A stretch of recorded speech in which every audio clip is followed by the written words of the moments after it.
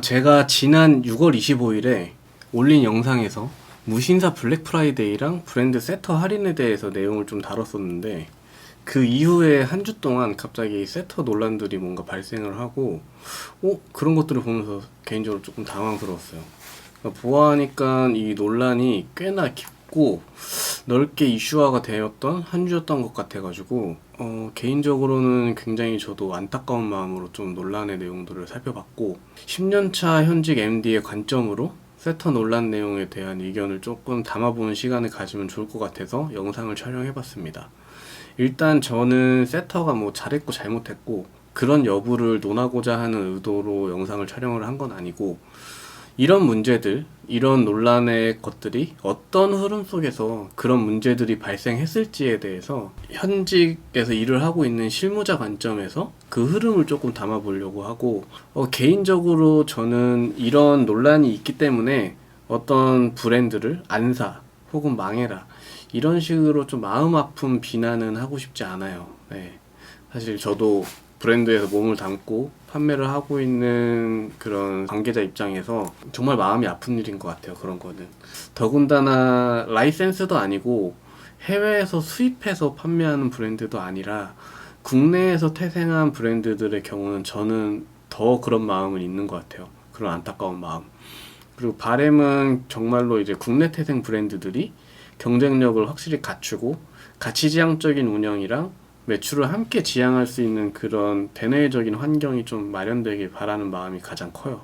그렇기 때문에 이번에 이 세터에서 발생한 논란과 고객들의 질타, 이런 것들을 보고 있으니 좀 마음이 안 좋더라고요. 한편으로는 남일 같지 않고 보니까 그동안도 조금 이슈들이 자잘자잘한 것들이 있었더라고요. 저는 진짜 몰랐는데.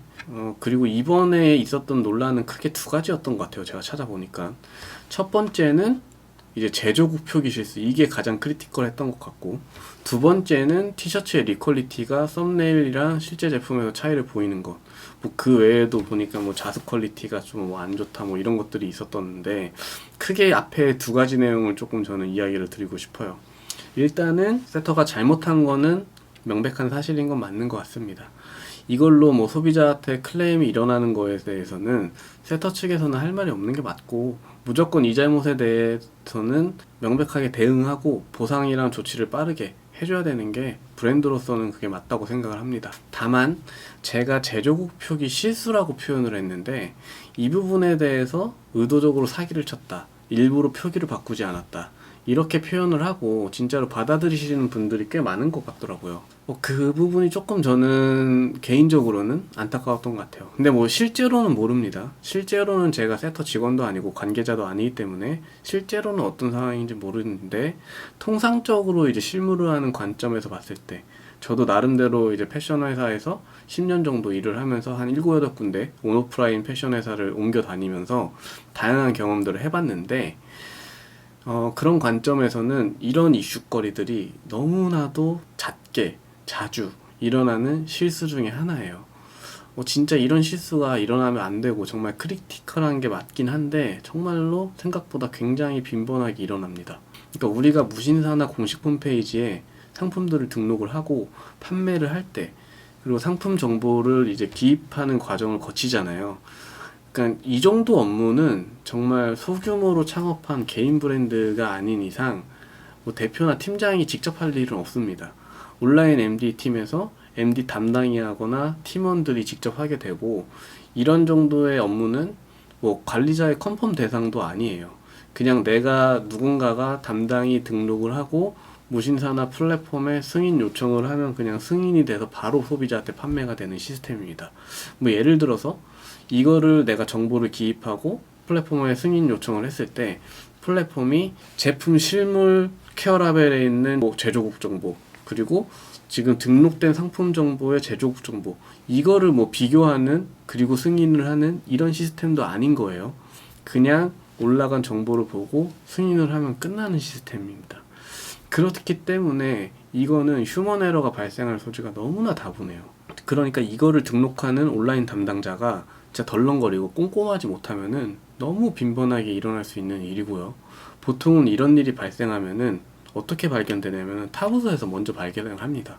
탑부서 마케팅 팀이건 다른 디자이너건 이거를 발견을 하고 온라인 팀에 인폼을 줘서 바꾸게 되거나 대표가 보거나 더 윗사람이 보면은 팀장을 불러서 깨고 당장 바꾸라고 전화하고 난리가 나죠. 그럼 또 팀장은 그걸 한 담당자를 깨는 상황도 발생하고 하여튼 뭐 별의별 일이 다 생깁니다. 그런 상황이에요, 솔직히 말해서. 이런 상세 페이지에 들어가는 정보 오기입은 잦게 발생할 수 있는 문제 중에 하나고, 이거는 비단 제조국만 또 일어나는 일이 아니에요. 성별, 시즌, 상품명 할 것 없이 하여간 겁나게 틀려서 올라갑니다, 진짜로.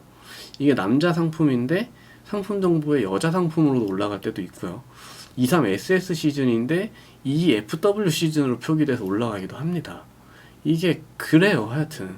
왜냐면은 내가 정말 소규모로 장사하는 브랜드, 그리고 그 시절에는 내 대표인 내가 직접 그거 등록하고 혹은 관리자가 직접 하기 때문에 그걸 직접 같이 보고 운영하는 상황에 그 스타일 수도 별로 없고 그런 일이 잦지 않기 때문에 별로 그런 일이 일어나지 않아요. 근데 조직이 커지고 그 담당자가 점점 세분화되고 그 누군가의 한 명한테 책임의 권한이 많이 부여가 되는 상황이 발생을 하면서 회사가 빠르게 굴러가는 상황이 되면은 충분히 많이 발생하는 일입니다. 진짜 소비자분들이 어떤 점에서 분개하는지 알아요. 사실 무결해야죠. 돈 받고 파는데 원리 원칙대로면은 무결해야 됩니다. 하지만 사람이 하는 일에 그 무결함, 그리고 철저하게 파악해서 철저하게 준비해서 라는 그 철저하게 진짜 쉽지 않습니다. 또한 지금 세터가 발견이 되어서 그런데 아마 진짜로 수많은 브랜드 혹은 판매자들이 상세 페이지의 정보들도 만만치 않게 지금 틀리고 있을 거예요. 근데 그렇다고 그런 것들을 비교해서 다른 곳이 틀리니까 우리도 틀려도 돼, 이런 이야기가 아닙니다. 어쨌든 우리가 소비자로서 판매자한테 요구하는 그 무결함에 대한 잣대라고 해야 될까요? 그런 것들을 당연히 최선을 다해서 판매자는 맞추기 위해서 노력을 하겠지만 조금은 그거를 좀 더 열어줄 수 있는 마음이 있으면 좋을 것 같아요. 그리고 그 문제가 발생을 했을 때 브랜드에서 빨리 조치를 하고 그거에 대한 응대를 한다면은, 그리고 그걸 토대로 앞으로 더 개선을 하고 발전을 해갈 수 있는 브랜드라면은 그건 좀 더 같이 믿고 지켜봐 줄 수도 있지 않을까라는 생각을 하고 있습니다, 개인적으로는. 이게 실수일 수도 있고 솔직히 사기까지는 아닌데 제조자 입장에서의 안일함 정도였을 수는 저는 있다고 생각해요. 그게 무슨 차이냐면은 사기는 명백하게 내가 한 행위를 통해서 상대방한테 피해를 끼치는 걸 확실하게 인지를 하고 있고 그럼에도 불구하고 의도적으로 하는 행위가 사기고, 안일함은 이 행동이 상대방한테 피해를 주는 행위일 거라고까지는 생각을 못하는 거죠. 문제는 문제인데 이게 그렇게까지 뭐 피해를 줄까? 라는 생각, 그 안일함이라는 거예요. 무슨 말이냐면은 이 경우는 우리나라 플랫폼에서 일어나는 아주 특별한 판매 방식이 있습니다. 캐리오버라는 판매 방식이에요. 예를 들어서 무신사에서 어떤 티셔츠가 23SS에 대박이 났어요. 2만 장을 팔고 리뷰가 1000개가 쌓였습니다. 그러면은 그 브랜드는 다음 시즌에도 그 상품을 똑같이 리오더 형태로 생산을 해서 그 데이터를 그대로 유지를 해서 판매를 합니다. 근데 그렇게 하기 위해서는 처음 등록한 상품 정보를 시스템에서 유지를 해야 되고 제품 퀄리티나 디자인도 바뀌면 안 돼요. 그래야 귀찮은 일 없이 그 판매 데이터를 그대로 갖고 가서 판매를 할 수가 있습니다. 이렇게 하는 이유는 다들 아시겠지만 무신사 랭킹에 계속 순위가 들기 위해서는 어쨌든 리뷰랑 판매량, 이게 굉장히 큰 영향을 미치고, 그렇지 않다 하더라도 온라인 상품 세일즈에서 판매수 그리고 리뷰수가 너무 중요한 건 다들 알잖아요. 그걸 계속 이어가려고 하는 거예요. 그래서 어떤 브랜드들은 다음 시즌에는 상세 페이지에서 이름은 같은데 뭐 버전 2 이렇게 해서 내용을 또 바꿔요. 그러니까 저번 시즌에 뭐 소비자들의 니즈를 반영해서 뭐 어쩌고저쩌고 어떻게 업그레이드를 해서 이번 시즌은 이런 것들을 보강해서 나왔다, 이러면서 처음 판매한 상품의 베이스 정보는 시스템에서 갖고 가면서 그거에서 디벨롭된 내용을 업그레이드해서 상세 페이지에다 엎어서 리뷰랑 판매 데이터는 그대로 갖고 가는 경우도 있습니다. 근데 그나마 이거는 깔끔한 방식이에요. 왜냐면 시즌이 나눠져 있기 때문에 정보를 아예 깔끔하게 업데이트를 해서 갈 수가 있잖아요, 판매 데이터는 이어가면서. 근데 제일 골 때리는 상황이 지금 세터 같은 상황인 거예요. 자, 예를 들어서 23SS 때 5,000장을 발주한 티셔츠가 갑자기 겁나게 팔려요. 이거 시즌 다 가기 전에 솔드아웃 되겠는데? 그래서 리오더를 합니다. 5,000장은 국내에서 생산을 했고 1만 장은 중국에서 생산을 합니다. 예를 들어서 이유는 당연히 원가 절감과 낮기 때문이겠죠. 이게 원가도 원가인데 물량이 대량으로 가게 될수록 국내에서는 캐파가 안 나와요. 그리고 생산량도 안 나옵니다. 그렇기 때문에 중국이든 베트남이든 해외로 가는 거예요. 지금 그리고 이 상황에서 품번은 ABCD라는 하나의 품번이에요. 자, ABCD 1차 생산은 국내에서 했어요. 그리고 ABCD 품번의 2차는 중국에서 생산을 합니다. 다시 말하면은 ABCD의 품번은 같습니다. 브랜드에서는 ERP라는 프로그램을 통해서 시즌에 생성하는 코드들을 모두 관리를 합니다. 이 경우에 하나의 품번에 제조국은 갈라서 정보를 기입할 수가 있어요. 그렇게 해서 입고되는 수량까지는 차수별로 제조국별로 구분해서 볼 수가 있습니다.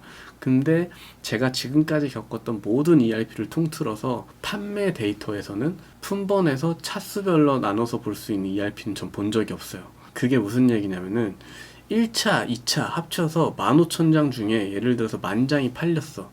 그럼 그 10,000장 중에 1차로 한국에서 제조한 거, 2차로 중국에서 제조한 거 각각 제조국별로 몇 장이 나갔냐, 이건 추적이 안 됩니다. 보통은. 전 그건 본 적이 없어요. 뭐 있는 곳도 있을 수 있겠지만. 그리고 무신사에서 지금 하나의 상품으로 두 가지 제조국이 같은 상품에서 판매가 되고 있는 상황이잖아요. 그러면은 보통은 물류센터에서 지금의 이 두 개의 제조국의 재고가 같이 들어가 있을 거예요. 근데 자, 고객이 주문을 합니다. 근데 뭐 주문할 때 옵션에서 한국 생산, 중국 생산 이런 거 고르는 거 없잖아요. 물류에서는 주문이 들러오면은 출고 요청을 받고 출고를 합니다.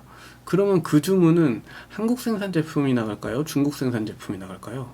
그거는 랜덤이에요. 지금 상황은. 한국 생산 제품이 전량 솔드아웃이 되어 있지 않은 이상 그거는 랜덤으로 나가는 거예요. 보통은 전량 솔드아웃이라는 거 거의 일어나지 않아요. 지금 보면 5,000장, 10,000장 정도의 생산한 규모에서는 전량 솔드아웃은 거의 일어나지 않는다고 보시면 됩니다. 끝 사이즈든 어느 사이즈든 남기 마련이에요. 이 시점에서 시스템으로 무결하지 못한 이 이슈를 내부에서 미리 알고 있고 이런 상황을 파악하고 있을 수도 있고 아예 모를 수도 있어요. 경험이 없기 때문에. 모르면은 위에서 얘기한 것처럼 진짜 일을 못하는 담당 혹은 경험이 없는 그런 조직 구성원들이 그냥 실수로 제조국 정보 바꾸지도 않고 흘러가게 돼버리는 상황도 발생을 하는 거고, 근데 일머리가 있는 사람이고 이런 경험이 있다 그러면은 어떻게 되냐, 아 맞다, 리오는 중국에서 했지, 그러면 제조국을 정보를 바꿔야 되는데 하고 무신사나 플랫폼에서 정보를 바꾸려고 하는 찰나에 잠깐만, 그러면 물류에 남아있는 한국 생산 제품은 어떻게 하지? 그렇게 해서 만약에 주문이 들어오면은 물류에서는 그걸 어떻게 구분해서 내보내지? 이 생각을 해야 되거든요. 자, 그러면은 이 상황에서 할 수 있는 베스트 조치는 뭐냐, 유통을 갈라서 판매하는 거예요. 한국 거는 물류에서 싹 걷어서 매장이나 그냥 오프라인으로 뿌리고, 중국 거만 무신사에서 판매를 하면서 그 대신에 무신사에 올라가 있는 상세 페이지 정보를 바꾸거나, 아니면 반대로 그걸 하거나, 아니면은 온라인상에서 플랫폼을 갈라서 W 컨셉에서는 한국, 무신사에서는 중국, 이러고 각각 두 가지 플랫폼에서 상세 페이지 정보를 다르게 바꿔서 가거나, 하여튼 간에 뭘 하든 간에 이렇게 저렇게 짱구 굴려가지고 솔루션을 만들어 나가야 돼요. 그걸 하기 위해서 조직에 관리자가 있고 팀장이 있고 윗사람이 있는 겁니다. 근데 아니라면 뭐냐, 이거 별로 이슈거리 아니야, 어차피 그 퀄리티나 사실 중국, 한국 요새 큰 차이 없다, 일 복잡하게 만들지 말고 그냥 해, 그것 때문에 뭐 소비자가 피해보는 경우는 없어, 이거예요. 이게 제가 얘기한 안일함입니다. 그리고 이 안일함을 가진 방식으로 의사결정하고 진행하는 곳도 상당히 많아요. 안타깝지만. 네. 근데 이거는 확실히 잘못된 건 맞아요. 그래서 이렇게 안일하게 하게 되면은 항상 어딘가에서는 사고가 터지고 문제가 발생하게 생기는 겁니다. 근데 사실 저도 놀란 부분은 있어요. 이렇게까지 크게 분개를 하는구나. 사실 그건 좀 놀랐어요. 사실 제조자 입장에서 봤을 때는 중국 퀄리티, 한국 퀄리티, 이런 티셔츠에서 그 제조국이 뭔가 엄청 판매에 대한 좌지우지하는 포인트는 아니거든요, 솔직히 말해서.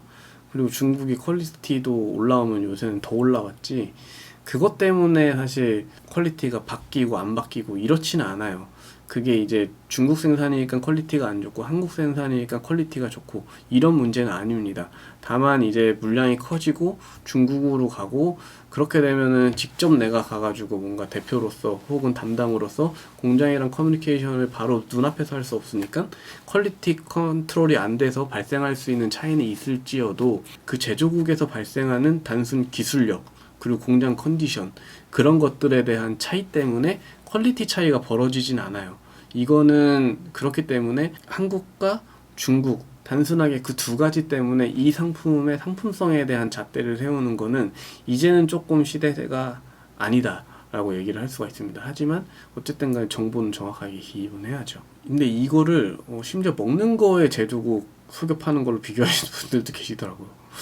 뭐 개인적으로는 뭐 어떨지 모르겠는데 저는 거기까지는 좀 아니지 너무 간 거 아닌가라는 생각은 하긴 합니다. 사실 솔직히 말해서는 뭐 어쨌든 저도 이거는 솔직하게 더 경각심을 갖게 된 일인 것 같아요. 옷을 판매하는 판매자 입장에서는 이건 뭐 솔직히 얘기 드리는 거예요. 저는 어쨌든 제가 말씀드린 것처럼 되게 복잡해요. 그러니까 결과적으로 누군가 한 명만 더 신경 쓰고 끝까지 봤으면은 문제 없이 해결할 수 있는 이슈였고, 그렇지만 그럼에도 불구하고 브랜드를 운영하는 조직, 팀, 담당선에서 너무나도 빈번하게 발생하는 문제고, 근데 이 문제를 해결할 수 있는 조직이고 팀장이고 담당이면은 충분히 개선할 수 있는 일입니다.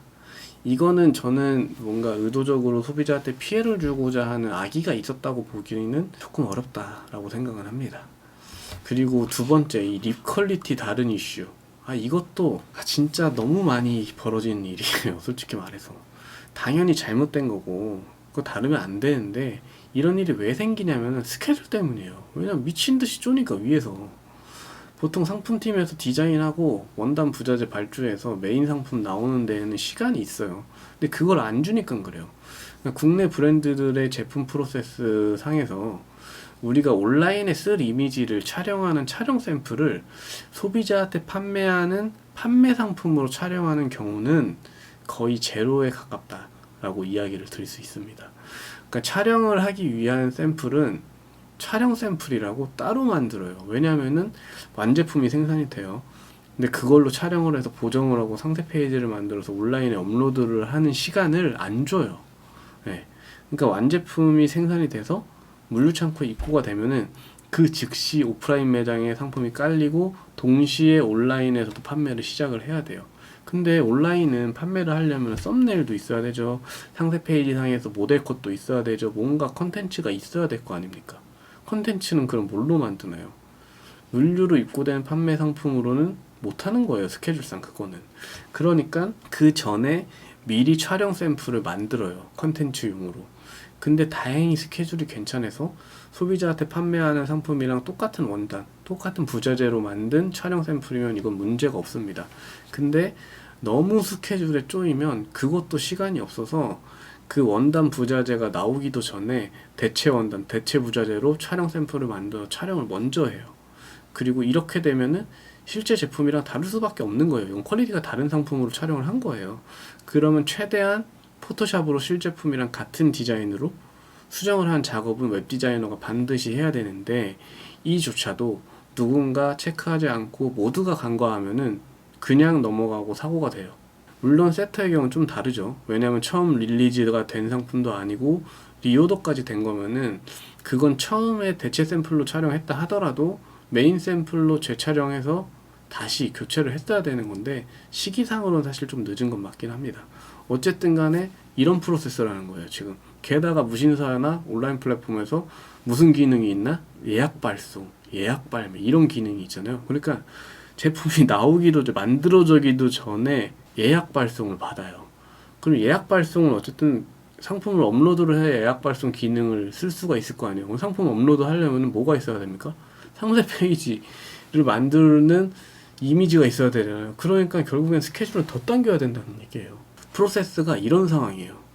그리고 조금 다른 얘기긴 한데 어떤 경우에는 디자인이 아예 다른 이미지가 올라가기도 합니다. 진짜 말도 안 되는 건데 그런 경우도 있어요. 왜냐면은 촬영 샘플을 만들고 촬영을 다 했는데 디자인실에서 그 뒤에 디자인을 바꿉니다. 그리고 그 바꾼 사실이 어느 팀에도 공유되지 않고 디자인실만 안 채로 상품이 만들어져요. 그런데 나중에 소비자 클레임이 들어옵니다. 소비자가 상세 페이지에서 디자인을 보고 구매를 했는데 옷을 받았는데 까보니까 그 옷이 아니라는 거예요. 이런 경우가 없을 것 같죠? 진짜 그런 경우도 있습니다. 말도 안 되는데 생겨요. 그렇게 되면 어떻게 되냐? 졸라게 깨지죠. 네. 아이템 담당하는 디자인 MD든 하여튼 뭐 개새끼 소새끼 들으면서 깨지는 거예요. 이거는 할 말 없어요. 분명 촬영할 때 왼쪽에 가슴에 있던 로고가 실제 제품이 중앙에 박혀서 나오기도 하고요. 진짜로 이런 거예요. 패션은 겉은 화려한데 속은 아직도 3D입니다. 모든 일 하나부터 열까지 사람 손으로 사람 머리로 다 돌아가고 있고, 그 프로세스마다 담당하는 누군가가 있고, 그 한 명이 잘못하면은 이게 전사적으로 이 브랜드가 휘청거릴 수 있는 이슈로 발전을 하게 되는 거예요. 이게 연쇄적으로 사고가 발생을 하는 겁니다. 이런 상황입니다. 진짜 패션 업계가. 자, 그래서 뭐 그럴 수도 있으니까 이해해라. 그건 아니라 그런 논점은 아닙니다. 다만 이런 프로세스와 이런 과정 속에서 발생할 수 있는 문제점이다 라는 부분을 이야기를 드리고 싶고, 이 모든 일이 발생하는 가장 큰 주 원인, 이게 제일 중요합니다. 이 원인이 바로 이 기사에 있어요. 그러니까 세터 매출 내용이 저도 이렇게까지 커진지 몰랐어요. 저번 영상 찍을 때까지만 해도 잘 나가는 걸 알고 있었는데, 그러니까 21년에 런칭을 하고 레시피 그룹에서 투자를 받고 진즉에 100억을 넘기고 올해 매출 목표를 350억을 잡아요. 그러다가 장사가 겁나게 잘 되니까 500억으로 상향 조정을 합니다. 이게 말이 돼요? 이 단순한 숫자 하나에 위에서 발생한 모든 논란의 근본적인 이유가 담겨져 있는 거예요. 제 지난 영상들을 보시면 알겠지만 브랜드가 아니라 기업이 되어가는 과정으로 방향을 틀면은 이렇게 되는 거예요. 저는 이 브랜드가 갑자기 왜 이렇게 세일을 하고 왜 이렇게 세일 라이브를 진행을 하고 지금 안 팔면 안 될 것처럼 난리가 났나 했어요. 근데 이겁니다. 브랜드 외형을 키우려고 이렇게 짧은 시간에 저런 목표 상향치로 위에서 밀어붙이는데 이거 내부에서 문제 안 생기고 100입니까? 문제가 생기지. 그러니까 이거는 말도 안 되는 상향 조정이에요. 매출이 나올 수 있죠. 당연히 이렇게 잘 되는 브랜드인데 할인하고 뭐하고 유통 늘리고 막 밀어붙이고 하면은 매출 나오죠. 근데 이럴 때일수록 내실을 단단하게 다지는 시간이 필요하고요. 그동안 이렇게까지 몰아붙여서 운영했을 때는 내부 직원들의 정신적으로 신체적으로 지쳐있을 가능성도 있어요. 100억에서 350억 가고 500억 가고 이거 2년 만에 이렇게 하는데 내부 ERP, 물류 캐파, 조직원들에 대한 현재 심리적인, 신체적인 컨디션 이런 거 다 관리하면서 갈 수 있을까요? 저 거짓말 안 하고 제가 경험했던 앞에서 몇백억씩 하는 되게 빠르게 성장한 브랜드들이 회사 내부로 가면은 인프라랑 시스템 아직도 몇십억대 캐파로 주먹국으로 운영하는 곳 많습니다. 이 없으면 잇몸으로 씹어라 이런 식으로 구성원들 갈아 넣으면서 운영하는데 이러면 무조건 문제 생겨요. 진짜로 이건 사람이 하는 일이라서 처음에 진짜 꼼꼼하고 잘했던 직원들도 이게 몸이 힘들고 정신적으로 이제 번아웃이 오게 되면은 이 구멍 생길 수밖에 없습니다. 이 모든 프로세스 하나하나를 다 사람이 보고 판단하고 다뤄야 되는 일인데 맨날 오프라인 파워페, 콜라보해, 온라인 라이브 방송, 기획전, 블랙 프라이데이 죽어나요 사람들 이러면 진짜. 그러다 보면 어딘가는 야근 또 겁나게 하고 있고 이 시간이 6개월, 1년 넘어가면은 번아웃 오고 이게 대표는 어쨌든 동기부여가 확실하게 있고 직원들은 상대적으로 달라요. 그 동기부여가. 그렇기 때문에 이런 시간이 계속되면은 그냥 번아웃 오고 사람 갈립니다. 근데 위에서는 어쨌든 계속 매출 상향하면서 쪼아대고 그러다 보면 브랜드가 아니라 매출만 일으키려고 집착하는 기업이 됩니다. 그러면은 뭐 소비자 클레임이건 뭐건 미친듯이 그냥 할인하고 공장에서 물량 뽑아대서 팔고 그러다 보면 퀄리티 날라가고 난리 나는 거예요. 지금 그런 상황으로 가고 있는 겁니다. 세터는 어떤지 모르겠어요. 정확하게는 이거는 이제 제가 그동안 통상적으로 경험해온 것들을 바탕으로 이야기를 드리는 거고, 그리고 보통은 내가 내 손으로 브랜드를 런칭하고 브랜드가 성장을 하다 보면은 성장의 한계를 느껴요. 그리고 더 빨리 성장을 시키고 싶어서 투자를 받습니다. 그리고 브랜드를 투자처에 인수를 시키고 대표직으로 이제 그냥 월급을 받으면서 운영은 하게 돼요. 근데 이 경우에 매출이랑 손익 그리고 경영 수치에 관한 것들은 투자처에 대한 지대한 간섭을 받게 됩니다. 그래서 투자처에서 힘이 세면 셀수록 매출 목표 상향을 요구해요. 그리고 아이러니한 게 빠른 매출 상향의 목표를 달성하기 위해서는 대부분이 처음에 내가 브랜드를 만들면서 세웠던 그 가치 혹은 철학들을 위반해야 가능해요. 예를 들어서 나는 브랜드가 잘 되더라도 무신사에 입점하지 않고 공식 홈페이지에서 건강하게 브랜드 운영하면서 소비자랑 소통할 거야. 그리고 세일도 나는 그렇게 많이 하는 브랜드로 운영하지 않고 정상가로 소비자들한테 확실하게 가치를 제공하고 가격에 대해서 실망하지 않도록 그렇게 운영을 할 거야 라고 마음을 먹었더라도 투자를 받고 투자처에서 단기간에 엄청난 목표 상향치를 압박받고 그러기 위해서 야 너네 뭐하냐 무신사 들어가 거기 들어가면 우리가 확실히 밀어주고 매출 메이크업 해줄 수 있도록 이끌어줄게 무조건 들어가 그래야 너네 매출 지금 목표 달성할 수 있어 이러면은 또 들어갈 수밖에 없습니다. 그게 현실이에요. 이야기를 하다 보니까 좀 두서없이 이야기가 샌 경향도 있는 것 같아요. 그러니까 결론적으로 제가 오늘 영상에서 이야기 드리고 싶었던 내용은 이 세터 논란의 뭐 잘잘못을 가리자 비난을 하자 이해를 하자 이런 것보다도 이 상황이 비단 세터에서만 발생하는 문제점이 아니라 근본적으로 우리나라에서 우리가 브랜드를 건강하게 운영하고자 하면은 단순한 수치로 브랜드의 목표를 삼고 구성원들한테 요구할 게 아니라 좀 더 입체적인 시야로 목표를 세워주고 제시하고 그걸 달성할 수 있도록 이끌어내는 것이 진정한 리더고 대표라는 직에 있는 사람이 할 일이다 라는 부분을 좀 이야기를 드리고 싶었습니다. 영상 봐주셔서 감사합니다. 안녕히 계세요.